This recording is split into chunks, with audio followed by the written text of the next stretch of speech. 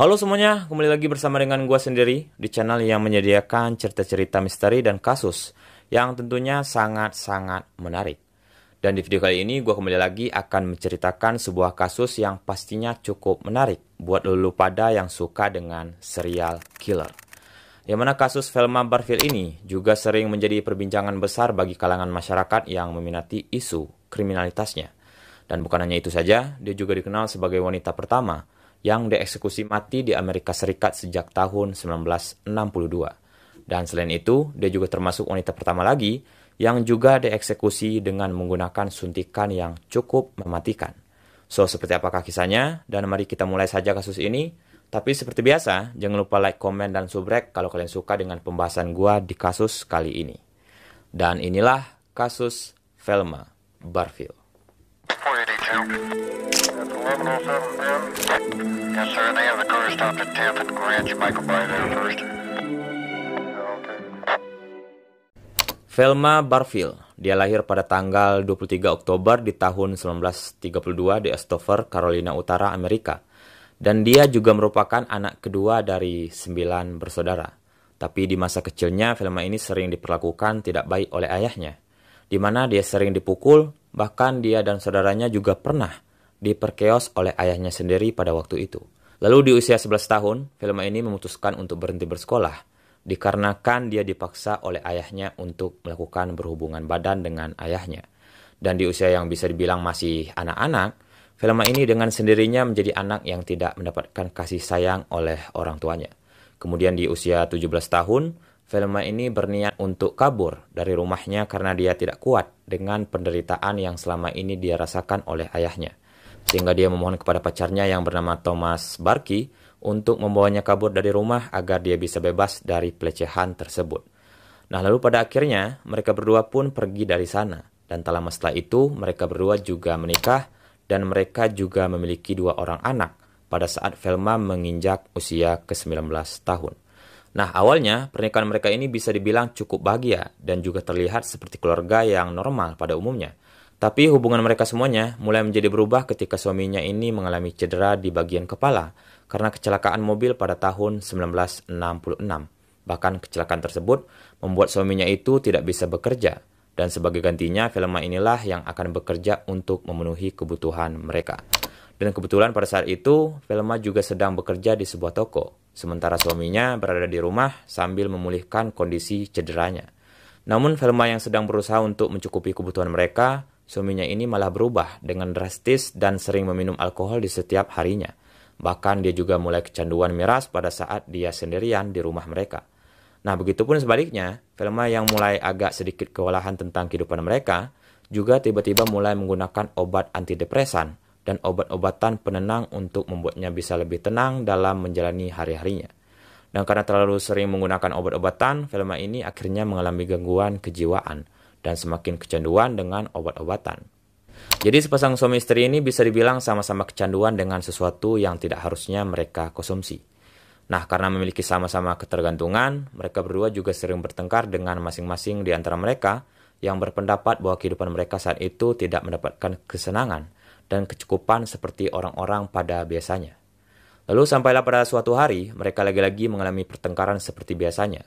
Dan setelah pertengkaran hebat, pada malam hari Velma diam-diam menyelinap keluar bersama dengan anak-anaknya dan memutuskan untuk meninggalkan suaminya itu sendirian di rumah tersebut. Dan tak lama Velma dan anak-anaknya meninggalkan rumah mereka, di saat yang sama rumah itu tiba-tiba terbakar bersama dengan suaminya, tepat sebelum matahari terbit di pagi hari. Meskipun sangat disayangkan kehilangan suaminya, Velma ini masih tetap melanjutkan kehidupan baru dan memulai lagi untuk menemukan pasangan yang akan menjadi calon suaminya. Dan kemudian singkat cerita, Velma akhirnya menemukan suami keduanya ini, ialah pria yang bernama Jennings Barfield. Yang mana pria ini juga merupakan seorang duda yang juga memiliki seorang anak. Tapi suami keduanya itu tidak banyak tahu soal si Velma ini yang sering mengonsumsi obat-obatan. Dan ketika dia mengetahui bahwa Velma sering menggunakan beberapa obat-obatan, seketika itu juga mereka berdua juga mulai berdebat dan bertengkar soal penyalahgunaan resep yang sering Velma konsumsi itu. Dan walaupun suaminya sering melarangnya untuk menggunakan obat-obatan, Velma ini masih tetap tidak mau untuk berhenti menggunakan obat-obatan tersebut. Karena suaminya merasa hal ini tidak bisa dihentikan lagi, mereka berdua akhirnya memutuskan untuk berpisah dan bercerai pada saat itu. Tapi anehnya lagi, setelah berpisah, Jennings ini tiba-tiba jatuh sakit secara misterius. Perutnya juga sakit dan sering muntah-muntah sehingga kurang dari 1 tahun kemudian, dia tiba-tiba mengalami serangan jantung dan pada akhirnya dia pun meninggal dunia. Sehingga Velma kemudian memutuskan lagi untuk kembali tinggal bersama dengan orang tuanya. Dan terjadi lagi, dengan hal yang sama, lagi-lagi kedua orang tuanya ini tiba-tiba meninggal dunia secara misterius lagi. Jadi setiap Velma tinggal dengan siapapun, orang itu bisa kita bilang tiba-tiba mati dengan anehnya gitu. Dan hal ini yang membuat kita pastinya agak mulai sedikit curiga dengan kematian-kematian orang-orang terdekatnya. Apalagi tentang kematian ayahnya, yang mana diduga mengidap penyakit kanker paru-paru. Dan sedangkan ibunya itu tiba-tiba jatuh sakit secara misterius yang tidak tahu tentang apa penyebabnya. Ibunya juga mengalami sakit perut dan muntah-muntah. Dan hal ini bahkan juga sama persis dengan apa yang terjadi dengan mantan suami keduanya. Jadi hal ini bisa kita bilang adalah suatu kebetulan yang aneh, yang tiba-tiba sakit setelah Velma mulai tinggal bersama dengan mereka. Bahkan setelah ibunya meninggal, orang-orang yang tinggal di sana juga pergi berdatangan untuk melihat jasad ibunya. Dan sementara yang lain, orang-orang yang melihatnya juga memiliki kecurigaan yang kuat dengan si Velma ini, guys. Dan seperti yang diketahui orang-orang di sana, isu tentang mantan suaminya juga meninggal dengan cara yang sama seperti ibunya. Dan maka dari itu menjadi sebuah kecurigaan yang cukup kuat terhadap si Velma ini, guys. Terus, mengingat Velma tidak memiliki siapapun lagi, dia kemudian kembali lagi untuk bekerja agar dia bisa memenuhi kebutuhannya. Dan di saat itu dia bekerja sebagai pengasuh atau pembantu yang mengurus orang-orang lanjut usia atau nenek-nenek dan aki-aki. Di pekerjaan pertamanya dia bekerja sebagai pengasuh aki-aki dan nenek-nenek yang bernama Montgomery Edward yang berusia 94 tahun dan Dolly Edward yang berusia 84 tahun. Dan kurang dari 1 tahun, kedua aki dan nenek ini tiba-tiba jatuh sakit dan meninggal dunia. Tapi belum diketahui dengan jelas mengapa mereka berdua ini bisa meninggal di saat itu. Nah lalu, selanjutnya Velma ini bekerja untuk Ray Corley dan John Henry, yang mana keduanya juga terkena penyakit misterius yang juga tidak diketahui entah apa penyebabnya. Terus selain itu, Velma ini juga sedang berpacaran dengan pria yang bernama Stuart Taylor, di mana hubungan Velma pada kali ini juga bernasib sama dengan hubungannya di waktu sebelumnya. Dan di tanggal 3 Februari di tahun 1978, Taylor ini tidak sengaja mengetahui beberapa hal yang agak mencurigakan, di mana Taylor mengetahui bahwa si Velma ini telah memalsukan cek atas nama Taylor. Dan dengan hal ini, tentunya membuat mereka bertengkar mengenai cek tersebut. Tapi bukan sebatas itu saja, ketika mereka berdua sedang bersiap-siap pergi ke gereja, Velma ini tiba-tiba menawarkan segelas bir kepada Taylor. Namun di saat mereka sudah sampai di gereja, Taylor juga mulai merasa sedikit sakit di bagian perutnya. Bahkan setelah pulang dari gereja, Taylor juga mengalami muntah-muntah yang membuatnya sedikit merasa kesakitan. Namun selain itu, Taylor juga menyempatkan waktunya untuk pergi berobat. Dan dokter yang memeriksanya menyuruhnya agar banyak beristirahat dan minum obat yang sudah diresepkan. Tapi di keesokan paginya, Taylor ini tiba-tiba mengalami hal yang sama, yaitu meninggal dunia. Dan dengan kematian Taylor ini yang membuat pihak keluarganya tentunya sangat tidak terima. Mengingat si Taylor itu meninggal dengan cara yang cukup aneh. Bahkan ada seorang wanita yang mengaku sebagai saudara perempuan Taylor, yang juga sempat melaporkan hal tersebut kepada polisi. Dan laporan tersebut dia mengatakan kepada polisi bahwa Velma Barfield adalah seorang pembunuh. Dan dia juga meminta kepada polisi untuk menyelidiki Velma agar mendapatkan sebuah kebenaran. Lalu akhirnya polisi kemudian melakukan otopsi mayat Taylor untuk menemukan kejanggalan kematiannya.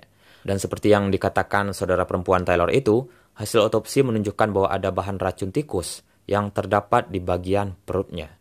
Dan dari sinilah polisi akhirnya mulai melakukan investigasi kepada Velma, terutama tentang kematian orang-orang yang pernah tinggal dengannya.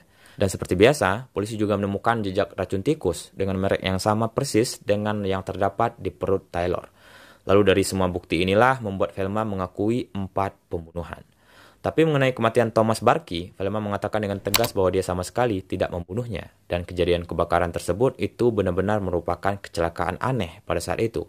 Dan sedangkan kematian Jennings Barfield yang merupakan mantan suaminya itu, Velma juga mengatakan bahwa dia tidak membunuhnya. Sementara polisi yang menyelidiki kasus ini tentunya tidak dapat membuktikan apapun tentang Barkey. Tapi polisi juga menemukan racun tikus yang tentunya membuat hal ini sangat jelas bahwa Velma sendiri telah meracuni mantan suaminya itu. Dan ada lagi sebuah penyelidikan, polisi mendapatkan sebuah fakta menarik, yang tentunya hal ini bisa menjadi motif di balik pembunuhan yang dilakukan Velma. Yang mana di setiap korban-korban ini, Velma sengaja melakukan hal tersebut agar dia bisa mendapatkan warisan mereka dengan mengubah nama pemiliknya menjadi nama Velma Barfield. Jadi sudah jelas motif ini sangat konkret bahwa Velma ini mengincar harta warisan dari korban-korban tersebut. Nah, lalu pada akhirnya Velma kemudian ditangkap dan diadili sebagai pembunuh berantai dengan meracuni beberapa korbannya. Bahkan di persidangan dia juga mendapatkan hukuman mati yang tidak bisa ditoleransi oleh pihak yang berwajib. Dan perlu kita ketahui, hukuman mati ini juga merupakan hukuman mati yang diberlakukan kembali setelah sekian tahun lamanya. Dan Velma sendiri menjadi salah satu orang yang mendapatkan hukuman mati pertama kali atas kasus pembunuhan di tahun tersebut. Sementara mengenai hukuman matinya, Velma ini akan dieksekusi dengan suntikan yang cukup mematikan. Dan karena kasus Velma ini tentunya juga meliputi beberapa media yang mengikuti di setiap perkembangannya. Tapi sebelum dieksekusi, Velma juga sempat diwawancara untuk mengatakan sesuatu hal yang penting pastinya. Dan ini adalah salah satu video yang gue temukan sebelum dia dieksekusi. Now drug-free, a repentant Barfield says she regrets the pain she has caused others. I'm sorry for the hurt that I've caused so many people.